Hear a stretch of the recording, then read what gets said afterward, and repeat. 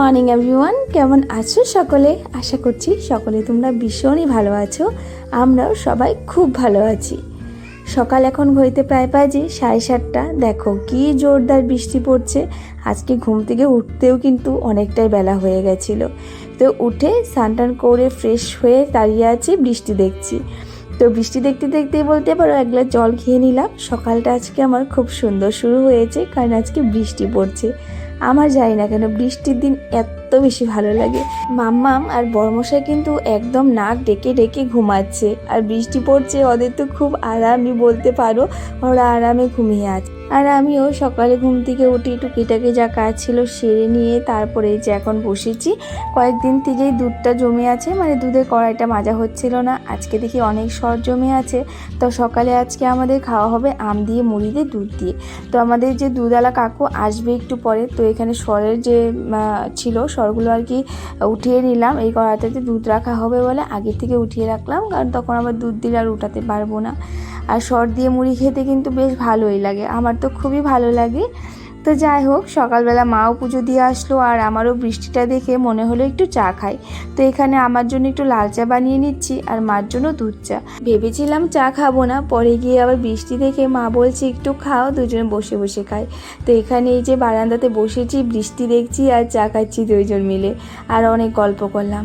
মানে জানি না কেন যখন একসাথে বসি না বা রান্না করতে থাকি, মা একটা কথা শুরু করবে, সেখান থেকে যে কতগুলো কথা বের হয়ে যায়।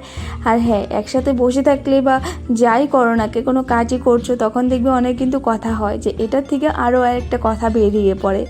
তো যাই হোক, আমরা বসে বসে অনেকক্ষণ বসে বসে চাটা খেলাম, বসে গল্প টল্প করছিলাম। তারপর দেখো মা এখানে আম কাটছে, আর বড়মশাই এর মধ্যে উঠে পড়েছে, আর বৃষ্টিটাও হালকা একটু কমেছে।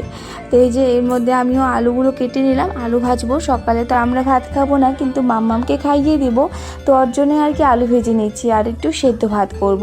সকালে না ওকে একটু ভাত খাওয়াতে আর কি ওর না একটা অভ্যেস হয়ে গেছে, সকালে ভাতই খেতে হবে। আর সকালে যদি কোনো একটা কিছু খেয়ে নেয়, তারপর কিন্তু আর ভাত খেতে চায় না। তো সকালে সবসময় চেষ্টা করি ওকে ভাতই দেওয়ার, ভাত বা রুটি যেটা বানাই সেটাই খাইয়ে দিই। তো এখানে দেখো মা একটু চিড়ে ভিজিয়ে রেখেছিল, তো বড়মশাই স্নান করে চলে এসেছে, ওকেও এখন এই যে দুধ দিয়ে আম দিয়ে আর চিড়ে আর মুড়ি দিয়ে মেখে দেবো। আমার আবার চিড়ে দিয়ে ভালো লাগে না, আমার শুধু মুড়ি দিয়ে খেতে এভাবে ভালো লাগে।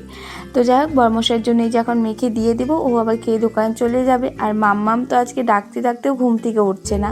তো আমি এই যখন রান্নাবান্না সারবো, সেরে ঠেরে তারপর মাম্মামকে ডাক দেবো।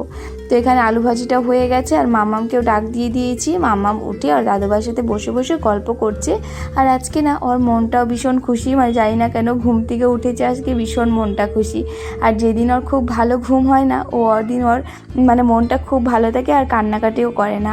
আর উঠে আমি না থাকলেও হবে, ঠাম্মি বা দাদুর কাছে চলে যাবে। যেদিন আর কি একটু তাড়াতাড়ি ডাক দেবো বা ওর ঘুমটা ভালো হবে না, তো সেই দিন আর কি কান্নাকাটি করতে থাকবে আর ডাকতে থাকবে আমাকে।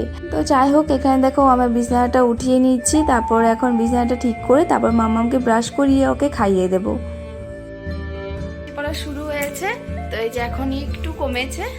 আর এই যখন মাম্মামও উঠে পড়েছিল না, তো ওকে খাইয়ে দাইয়ে দিয়েছি। তো এখন আমি সকালে বাসন ছিল সেগুলো মেজে টেজে এখন মাম্মাকে পড়তে বসিয়েছি। কারণ আজকে তো স্কুলে যাইনি, তো বৃষ্টি পড়ছিল তখন, তার জন্য আর যাইনি আজকে। আর এখানে মাম্মামকে কালকে ওর বাবা নতুন কি এনে দিয়েছে, স্লেট এনে দিয়েছে, তারাও তোমাদেরকে দেখাচ্ছে ও কি করছে।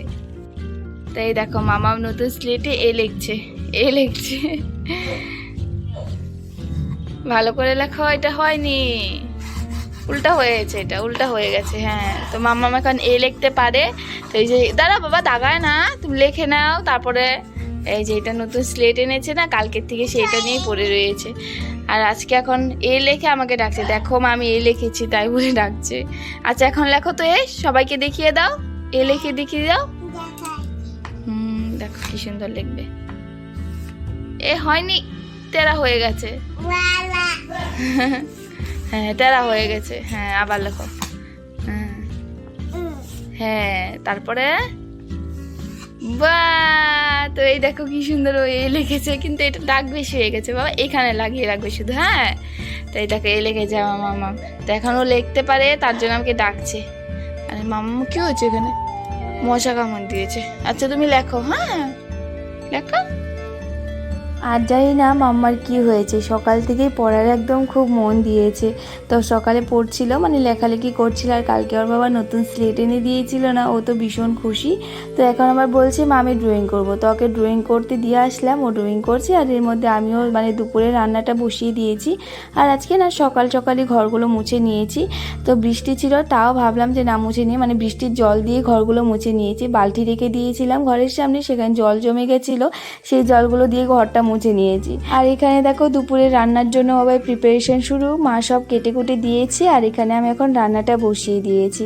আজকে না কচু দিয়ে থোড় দিয়ে একটা বড়া করছি, তো মাই সব কিছু রেডি করে দিয়েছিল। এখন আমি যে রান্নাটা সারছি, তো প্রথমে তো এই যে মশলা করে নিয়েছি, তো মশলাতে আজকে শুধু লঙ্কাটাই বেটেছি, আর গুঁড়ো মশলা ছিল সেটাই দিয়ে দিয়েছি। থোড়ের বড়া করে রসা করলে আমাদের ঘরে সবাই খুবই ভালোবাসি আমরা।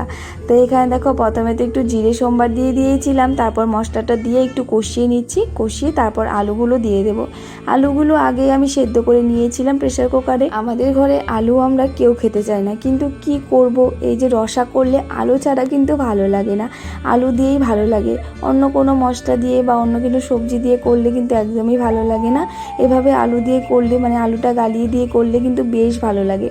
তো আমাদের ঘরে যদি পনির রান্না হয় তাও হবে আলু দিয়ে, আর এভাবে যদি কোনো বড়া দিয়ে রসা করা হয় সেটাও হবে আলু দিয়ে।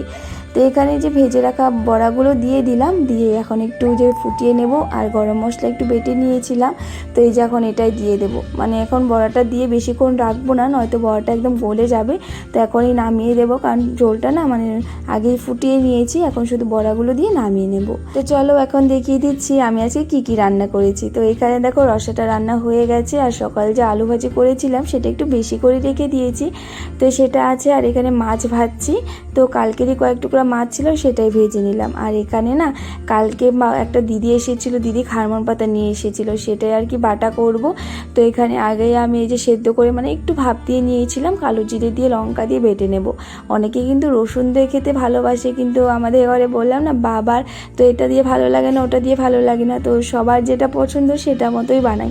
তো এখানে রসুন ছাড়াই বানাচ্ছি, রসুন দিলে একটু টেস্টটা বাড়ে, কিন্তু রসুন না দিয়ে খেতেও কিন্তু বেশ ভালোই লাগে। তো আজ এভাবেই সব কিছুই রান্নাবান্না কমপ্লিট করলাম। তো চলো আজকের জন্য কিন্তু টাটা। আর আমার যদি ভিডিওসগুলো ভালো লেগে থাকে আমার চ্যানেলটিকে লাইক এবং সাবস্ক্রাইব করে দিও। বাই।